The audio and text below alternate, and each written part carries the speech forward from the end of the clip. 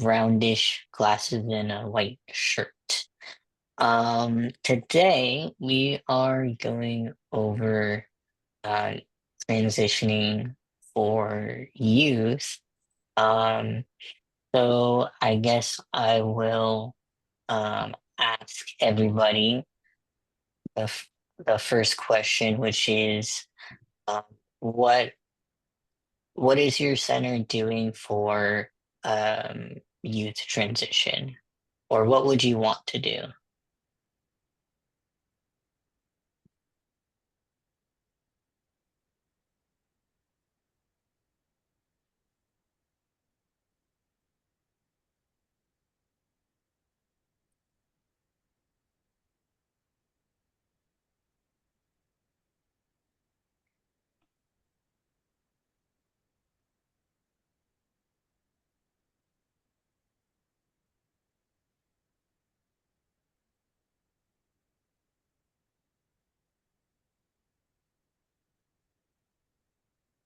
Jordan.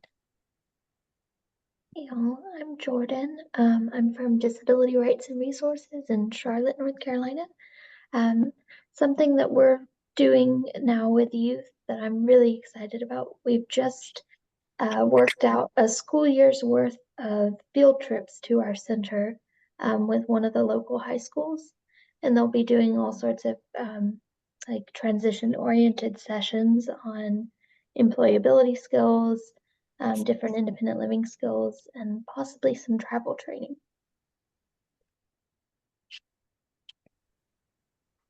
It's cool.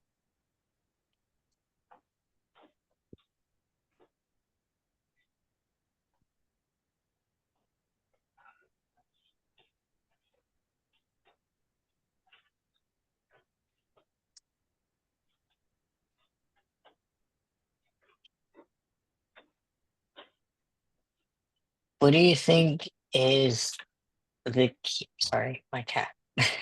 What do you think is the key for an effective transition plan for youth?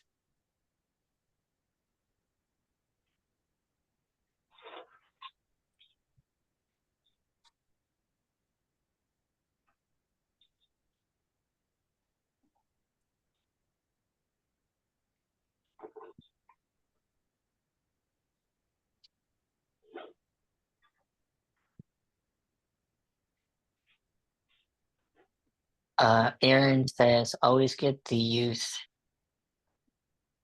voice and not silencing them. Lori says realistic goals. Brady says, if possible, having a good support system for them in addition for what you guys do. And Julia says, skills training and employment planning.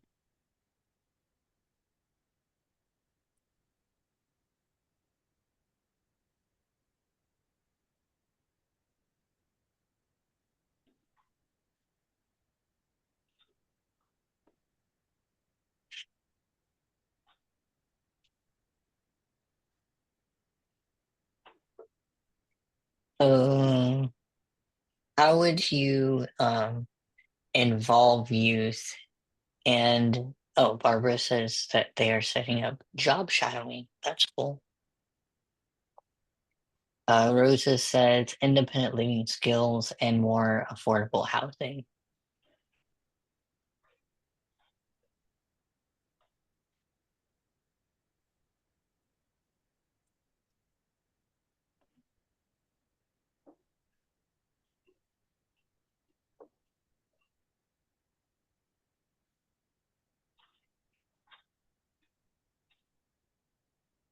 Aaron says, I believe financial management and planning is a huge skill that is often overlooked with young people.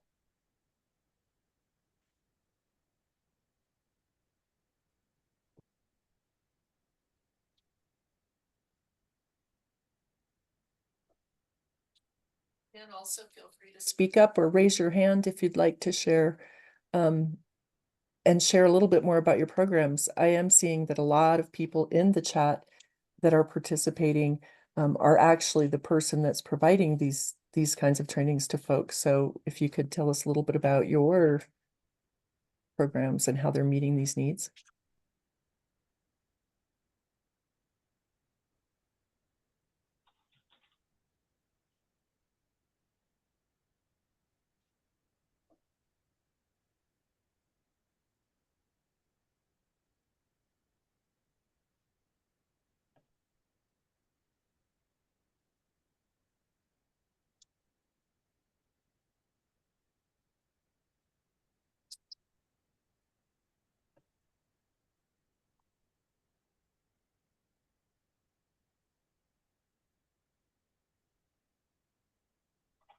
How would you guys involve youth and their parents in the transition planning process?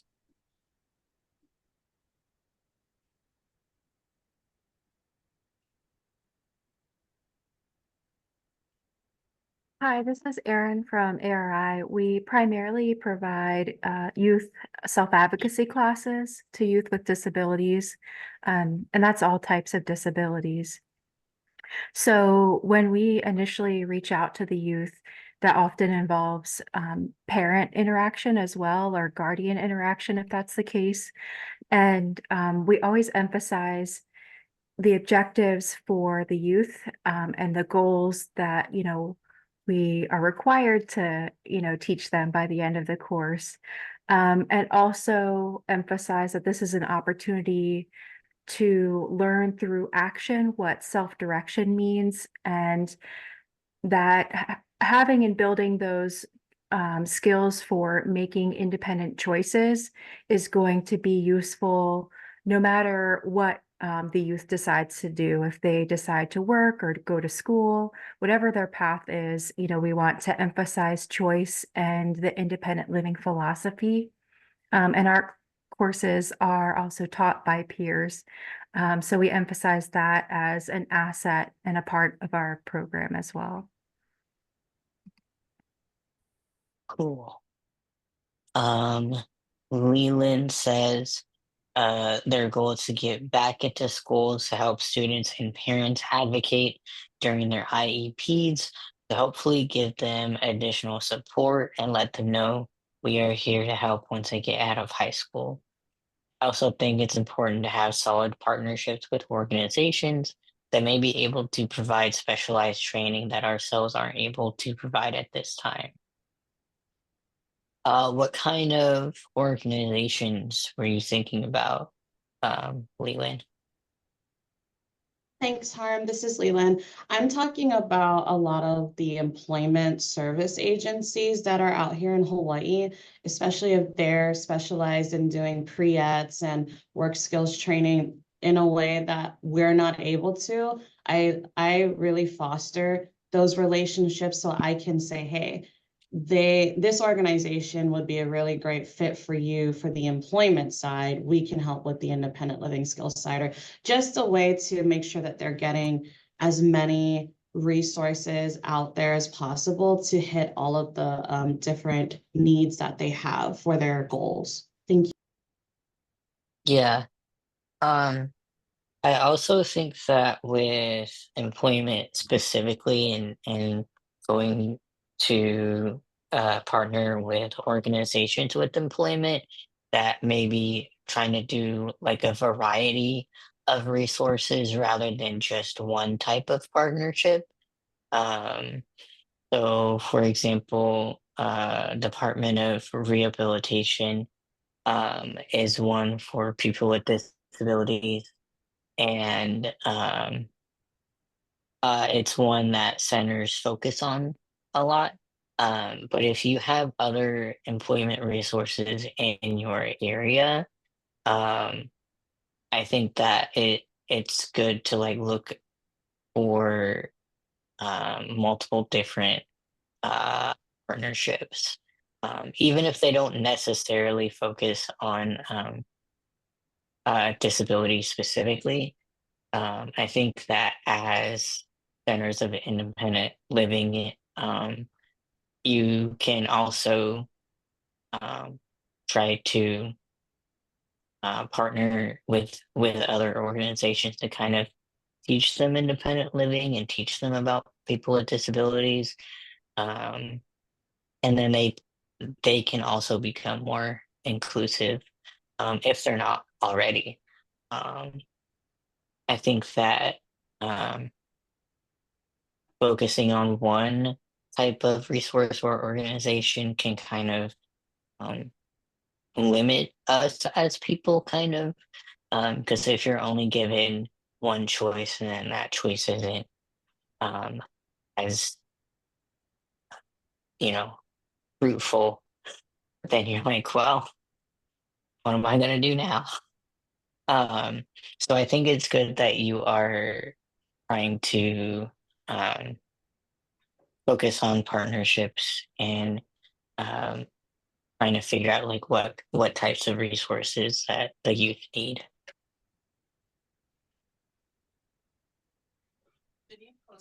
Chat regarding, and I think this is a great idea, regarding independent living, mental health, and employment readiness. We have a Google form that teachers can fill out to select a program they feel is a good fit for their classroom. We come into the classroom and facilitate each 8-hour program broken up into whatever increments work best for their schedule. 1 hour a week for 8 weeks. That is great. And it's great that you have that relationship with the schools as well. What a benefit to youth. Scott addresses the relationships with schools too, saying sometimes you have to walk a tightrope between relationships with the schools and helping parents, students with IEP stuff, so that the schools can see me as a partner, not a threat. Sometimes I do need to take schools to task as to their legal responsibilities. Would either of you like to expand on working with the schools? I think that you both have a good perspective.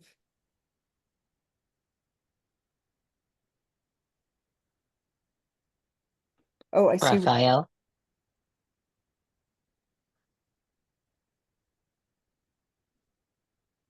if you are talking, you are on mute.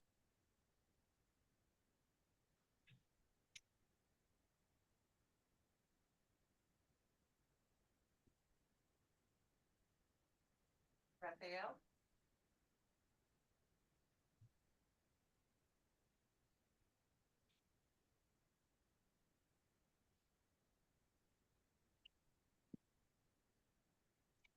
Janine. I am so sorry. Hey, this is Oh, Raphael. Yeah, I had some hi. technical difficulties with the computer.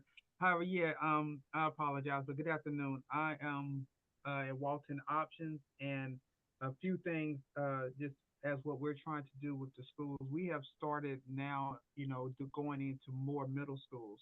Now, what we do is we address, just like was previously said, we do have lessons that are in 45-minute increments. However, we have been now this year we have given the option to all of the administrators if they would like for us to go to extended lessons, which would go from at least 1 hour to up to 8 hours. And that means the whole school day. We give them the option of whatever. What we try to do is try to put our lessons, our curriculum with advocacy, anything of that nature to where we can combine with the schools because we're not teachers. However, we are advocates and we go into that to assist and to enhance what they have been learning. We have seen a lot of roadblocks to where the students have faced, even down to our enhanced curriculum that we presented at task on last year. And what we're trying to do now is we're trying to ensure that the students that the inclusiveness is presented. So what we do is we do have like an honors program. We also have like an alumni. And speaking on like the job preservation, what we have doing, these are some of the students that we have taught since ninth grade, ninth, 10th, and 11th, 12th. And once they graduated, we have provided employment here at Walton Options within our facility. And of course, it's through AmeriCorps, but we have given them the opportunity to explore the job force. And while they're here, we engage with different tasks as far as administrative duties or just being able to teach and talk in private classes. These students that have joined our program, they now go into the schools and now they are able to see the students that were once in their seat. They're able to go in and give that peer support that's needed and offer, during our peer support classes and then our peer groups and our support Mhm. groups that we have. So we would like to have Yeah. everybody as a part of it. But one thing that everybody on this call can say that the job is never done. We're always at the drawing board trying to make sure that, we're giving everything we can. So the best thing about this is we're all got the same mission. We got different ways of going about doing it. But just here at Walton Options, we're always trying to find a way to ensure because parents, they mostly like they don't intentionally try to be a roadblock, but they are so afraid of what they don't know. And because they don't know, they sit there and then they appreciate the fact that, groups are coming in or the teachers are taking that chance and then they're kind of like watching their children throughout the day. But for the most part, a lot of the parents are afraid, and then that's been our biggest hurdle. So when we do these support groups, or when we do these, I guess the what you could say the when we have like the community sessions where we bring them in, we don't bring them in as a point to where, okay, this is what you've been doing wrong. We show them ways to where how they can improve and just make it more comfortable, and then they can be a more cohesive unit with their children. A lot of children come to us, and that's why it's hard for us to get paperwork back, or for them to be attending any kind of special functions because the parents just don't understand the severity of being a parent, and then because they're just afraid. So any ideas that come about, we always look for them. We always want to look for the support. But right now, we understand that we have to grasp the parents as well because the students are not against us. And nobody, it's just that the parents need to understand that nobody's trying to take or hurt them financially or do anything to their children. We're just trying to enhance the relationships that we have. So that's just one of the few things that we're doing here at Walton just to ensure. And then while we have those students here like working with us and coming to the different groups, the parents are invited too to always get that extra education and knowledge of independent living. So that's our goal at the end of the day. So I see in the chat, oh, thanks, Raphael. Um, I see in the chat that a lot of people are resonating with Scott about relationships with the teachers and the IEP, as well as the student and parent. Um, I am wondering, um, in order to enhance the staff's education for youth with disabilities, if anyone has ever tried to do educational workshops for staff of schools about IL philosophy and disability and things like that.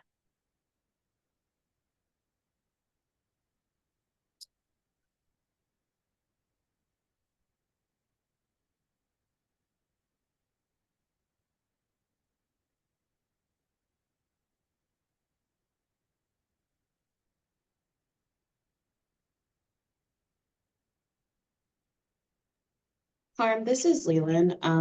While we haven't well, let me preface this by saying that I started in February. So I am not sure what previous managers and the previous youth transition coordinator may have done, but I do plan on working with my new team to develop these types of workshops to be able to talk to the individual teachers and possibly the special education department as well. Again, I'm seeing in the chat about the tightrope, and I totally understand that. So trying to, like Aaron said, use language that emphasizes that we're a team, is what I think is going to be really important and something that I'll have to take into consideration when I develop these workshops and presentations.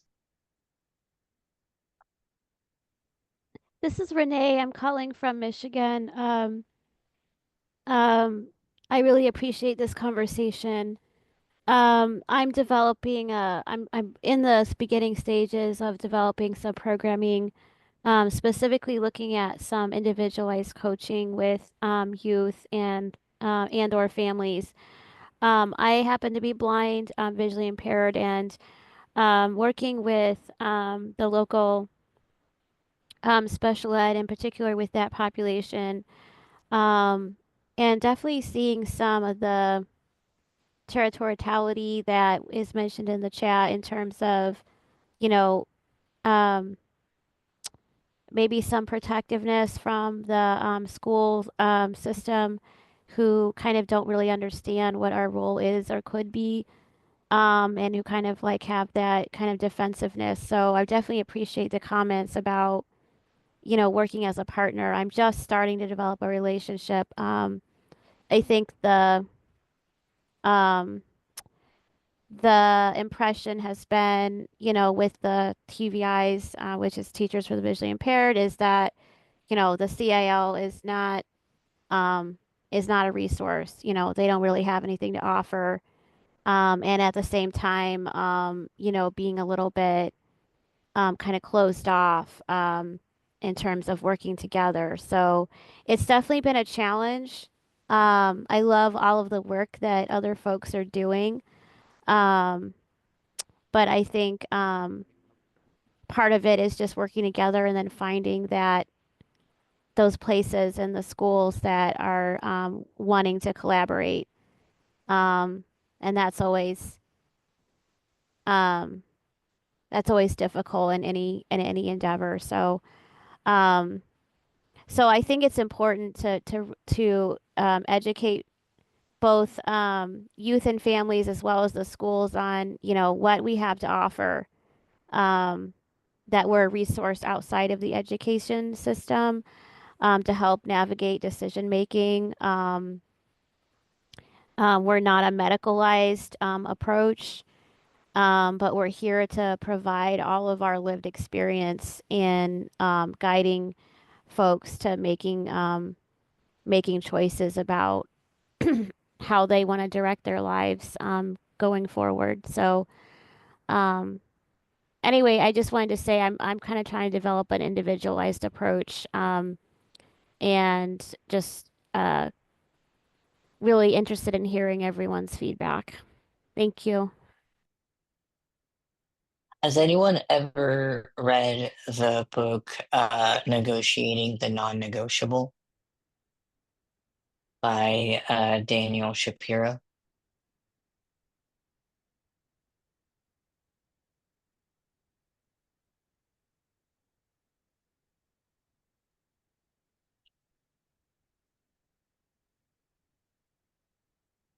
Uh, Guess that's a no. It's from the person who wrote it is from Harvard, and the book talks a lot about how he was able to negotiate from things like world, I don't know if you would call them world leaders in politics and things like that. And one of the reasons why anyone goes into conflict is mostly because they feel like their identity is threatened, and because they feel like they're not being heard or seen. And that could be from one party, it could be from both parties. Um, so, um, one of the ways to try to resolve conflict is to um, validate the other person and helping them be seen in the ways that either that they want to be seen, or that, if you don't know, then in ways that you might want to be seen, and finding common ground between uh, the the two of you. Um, there's more to it in the book, but I think that it could be a good read if you feel like there is conflict between you and the school, and finding,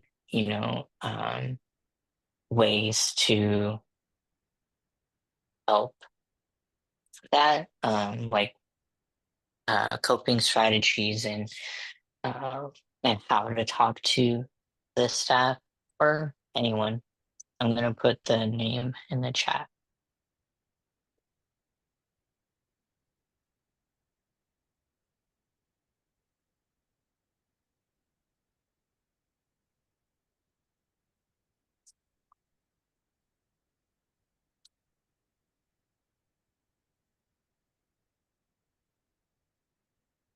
What are some common challenges you encounter when supporting youth through transition?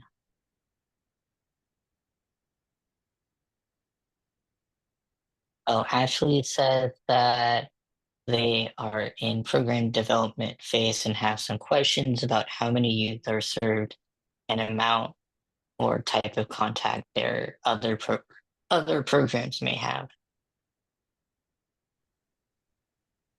Um, Yeah. So just to clarify that, so I am one person in my organization, and I'm about to go out to all of these schools, and I'm about to talk to all of these people, and how there are a lot of school districts in my area, there are a lot of students, and I don't know, I don't want to get myself too over my skis, and in terms of who I can serve. So the question kind of is how many, so like per full-time staff, how many students, youth are served, and what is that like, how many, so how many per month, let's say, on average? And then what does that contact look like in terms of individual contacts and group programming is kind of my questions about that. I just want to make sure I'm creating something that is manageable, because I will always overdo it.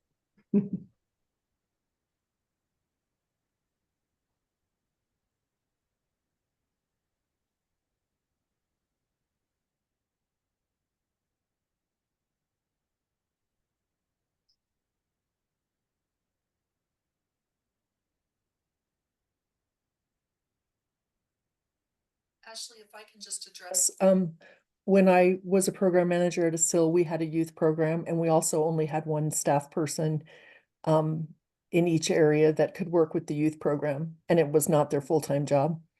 And so what we did is we developed some really good presentations that we could do at schools, an introduction during that presentation to that we would work with individual youth on anything we provide to anybody else, independent living skills, and that sort of thing. And then we really worked to have a youth transition workshop. We tried to do 2 a year, and worked with the teachers on that. And so that way, most of it was a manageable amount of time. Like, we knew we could schedule these 2 workshops and see people as a group.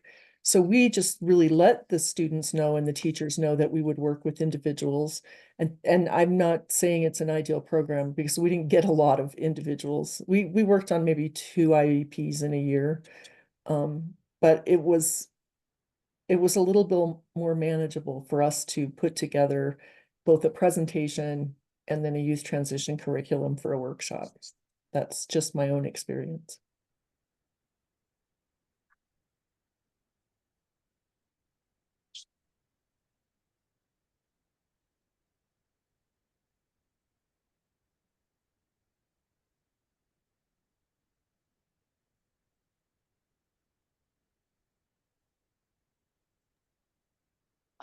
Scott says, I know a common challenge I think we all face is expectations. Sometimes the expectations of the student, parent, and school are all different. And unfortunately, the student's expectations of themselves are at the bottom of the priority list. Lauren said that they have 52 students that they see on a weekly basis across 3 schools.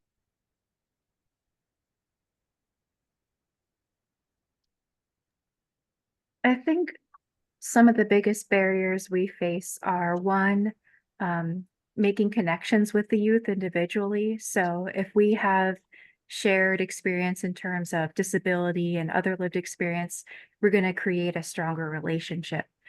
And also, there's like 1.5 people effectively on our youth outreach team, and we don't represent every lived experience. So that's one challenge. And another is that while the schools are open to partnerships, we've been told in Maryland that we can't do instruction in school during school time that would, effectively achieve the same objectives that teachers are required to teach. So, we do a lot of creative thinking about how we can provide instruction to parents, youth, and educators about the independent living philosophy and what we do with youth in our communities.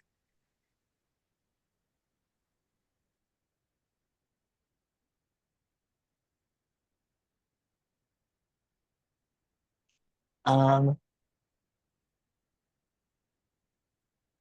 do you have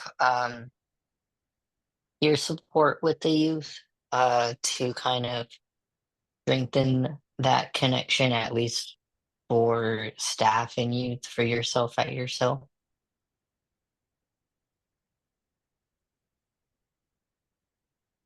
I'm not sure I understand the question. Can you rephrase that? Yeah, you said that one of the barriers is connection between you and your youth. So I'm wondering if you have like a peer support group for them. We don't have a specific youth-focused peer support group, but when we do our workshops, we kind of roll in that peer support effort. So it's not something that we sustain throughout the year, but with our group workshops, that's a part of it. Yeah. Okay.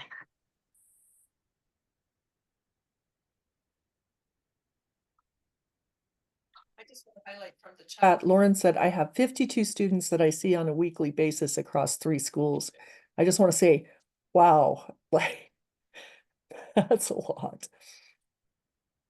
Raphael has a comment there too. It will be what you make it if you want to make it work. He said they have a part-time staff and they covered 22 schools last school term and attended all graduations as well. I really like that idea of attending the graduations. That's a good thing, a good supportive thing to do. I have a question for Lauren. Is that 52 part of groups or is that individual one-on-one contact I mean, that sounds absolutely impossible. Yeah, that's impossible, right? For individual weekly, but is that in small groups? Yeah, that's in small groups. I go to 3 schools in our service area. We do have a large program that we've built over the years. But yeah, that's between, I believe, 6 different classrooms. So that's what makes up the 52 students. And then I see them each for like a class period. So around an hour every week. Thank you for that. I was getting scared. I would like to add a question. And we've talked a lot about the relationship with teachers and school districts, and maybe this is not other areas, but do other entities enter into that may have their own challenges, like vocational rehabilitation or any other arrangements you might have?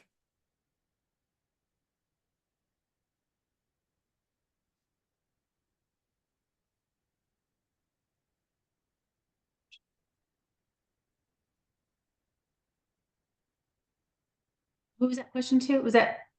Just to anybody in general. Oh, I'm just wondering, we've talked a lot about working with the schools and that's really important, but voc rehabilitation, part of their mandate is to also provide these services to youth and to work with the schools and the centers for independent living.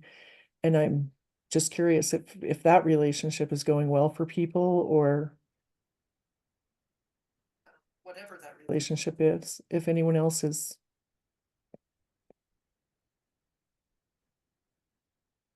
I would say we do have relationships with the vocational counselors, who often would be the ones referring youth to us.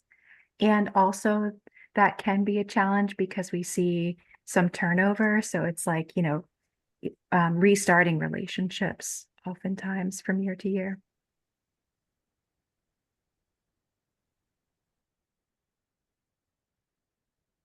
that can be a challenge. With voc rehab.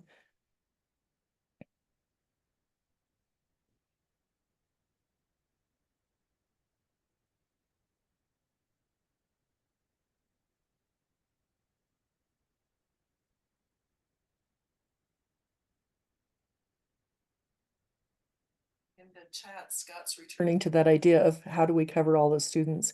He said, we have 10 small school districts and I would need to go to all 10 to get 52 students.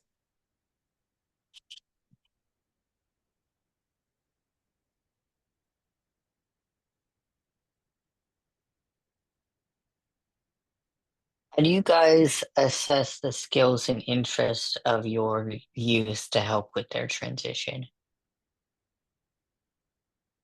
Do you guys know what the youth are into?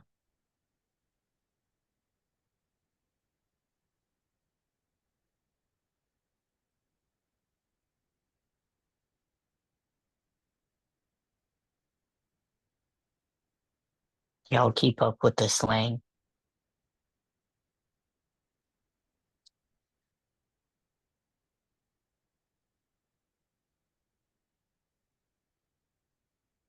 Not sure if we read this comment. Comment harm, but it relates to your question, and so I'm going to go back to it. Scott said, I know a common challenge I think we all face is expectations. Sometimes the expectations of the student, parent, and school are all different, and unfortunately, the students' expectations of themselves are at the bottom of the priority list. And I know someone in a previous comment also highlighted that they have peers, youth peers, I think, that provide the youth services to students in transition. And so I just wanted to connect that to Harm's thought about where do the students come into this, and do we really know the youth that we're working with?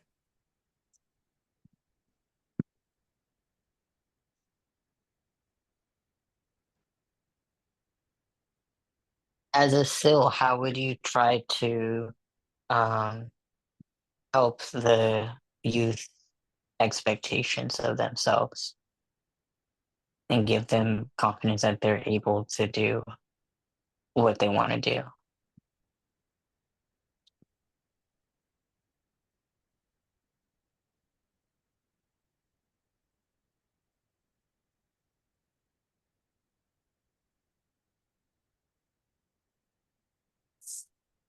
Oftentimes in first meetings with the youth, you can sense and feel a reluctance to speak up, from the start. So, disclosing information about yourself as much as you're comfortable in terms of your disability and lived experience can, I think, open them up to the relationship.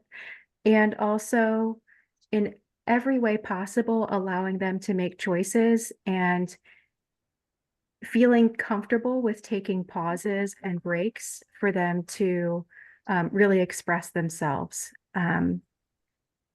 I think, those breaks can seem uncomfortable, but I always see growth between session 1 and 3 when the student comes to expect that you're expecting from them that they're going to speak for themselves and express themselves.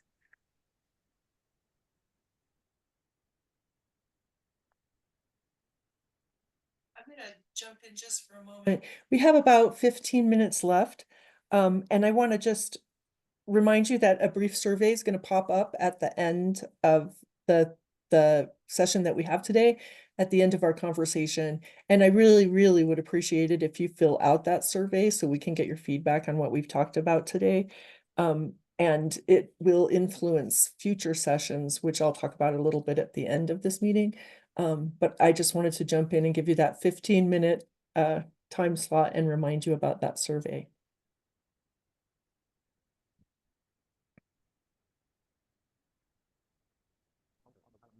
This is Renee. One of the things that I think I just want to share one of the things I've been thinking about in terms of youth transition, whether it's incorporated into individualized support and or mentoring or coaching, whatever term you want to use, or workshops. Um, I think it's really important to develop to look at resiliency, to talk about resiliency, kind of leaning into um, that dignity of risk that I've been learning about, um, and that even as we empower youth to make their own choices and make their plans, that we talk about, we can't always, we're human, right? And we're going to fail. Um, and what do we do when that happens? How do we set up ourselves to deal with that failure? Because that's a place where I think a lot of young people can get stuck. I know it's a place where I struggled as a youth. I'm 45 now. Um, but I think it's something that I would have benefit, having conversation about. We all have struggles, we all make mistakes. What happens when we need to shift our plans? Um, and some of us have more resources to deal with that, some of us don't. Um, but kind of how do we build up that system, or those skills um, to deal with how things can pivot in life due to a number of situations and attributes. Um, so just to give a quick example, um, when I was in college, I had some mental health issues, and I sort of had to take a break for a while and kind of had to um, shift gears. I wound up transferring universities. Um, and it worked out. There's been other times in my life where I've had to change my plans. Um, so I think that's something we don't talk enough about in our peer support and IL plans. Thank you. I want to add that and an example for trying to increase resiliency like that would be to try and create a curious environment for the youth, and treating questions and decisions as having them trying to explore the answer themselves, and treating it like they're a scientist. And something that you can try to also incorporate is the concept of a quote unquote mad scientist. So, for example, um, uh, a mad scientist would be trying to find answers, and with each experiment, like it would be increased risk or increased consequences. So having the youth trying to figure out, okay, if I figure out this answer, what could be the consequences of trying to do this decision? Um, and what are the safety precautions like I might need to have, just like a scientist. Um, and having them kind of frame it in that way can help them be more creative, and also help them problem solve at the same time. So they don't really see it as a failure, but rather see it as curiosity, as um, what am I missing in this equation, or this experiment?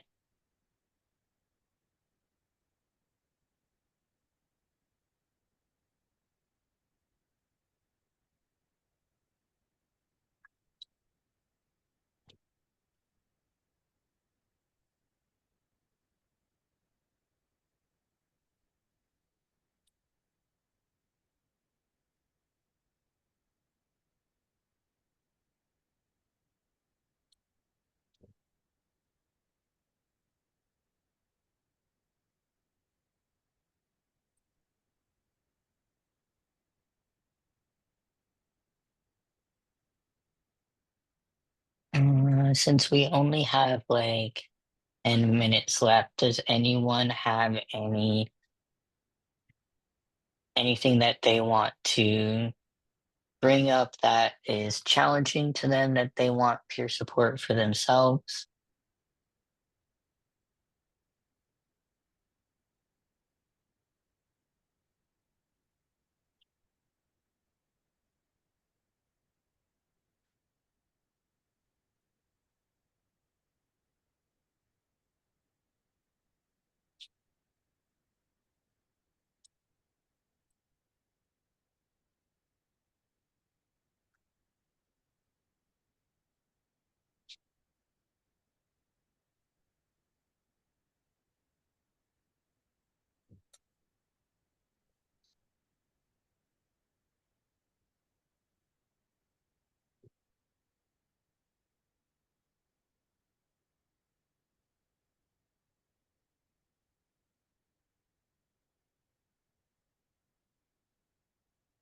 I can take a minute Here, Harm. Mhm. I just want to tell you that we really appreciate these conversations and your participation in them. As we move into our new fiscal year, which starts the beginning of October, we're going to continue to have these conversations on the third Wednesday every week. They're going to go back to their original name, which was Rural Conversations instead of Core Conversations, which opens it up a little bit more. And I bring this up because of Harm's comment about the type of peer support you need. So the first topic that we're going to have in October, which will be October 16th, is going to be peer support for SIL staff, board members, SILC members. And I'd like to have a good conversation about what peer support means to you and what kind of peer support you need going forward.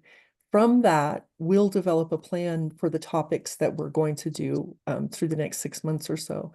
So I really, really would like your feedback on that. And I encourage you to come in October to please help us think about your peer support needs because it's so important. That's what we do, you know, with our youth, and that's what we do with the consumers that we're serving. And it's really important to us too to stay connected. So I wanted to put a plug in there for attending next month to talk about peer support for SIL staff and what we might want to do in these conversations in the future.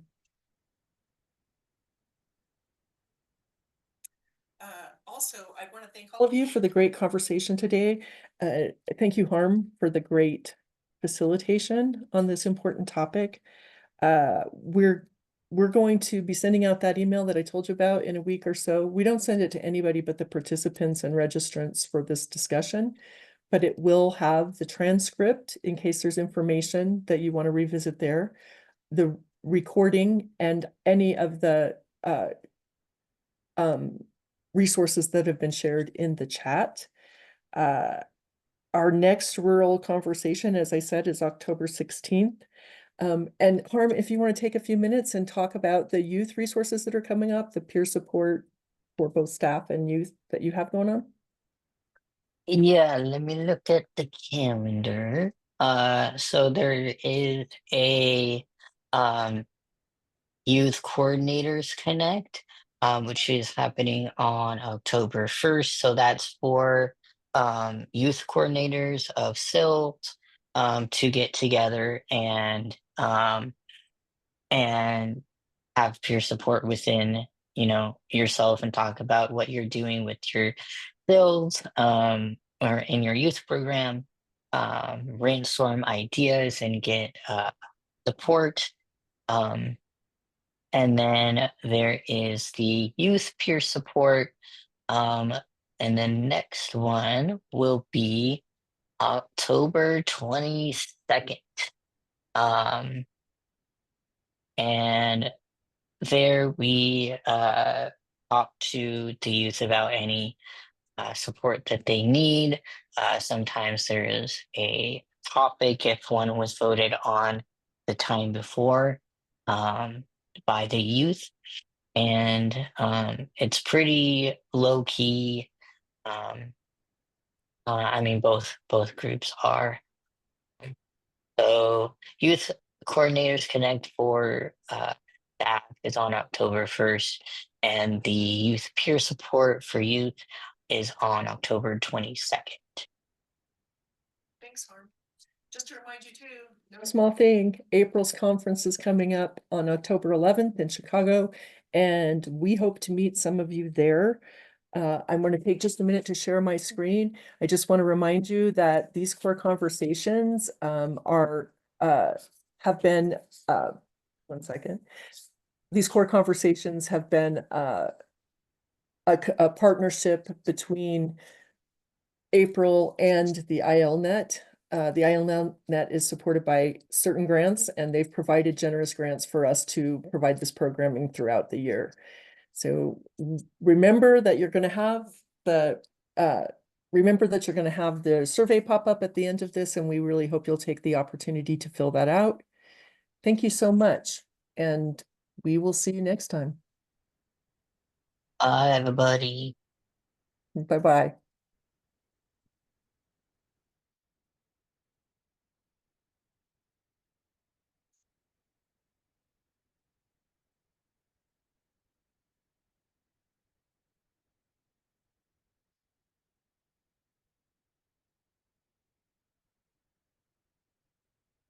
Thank you.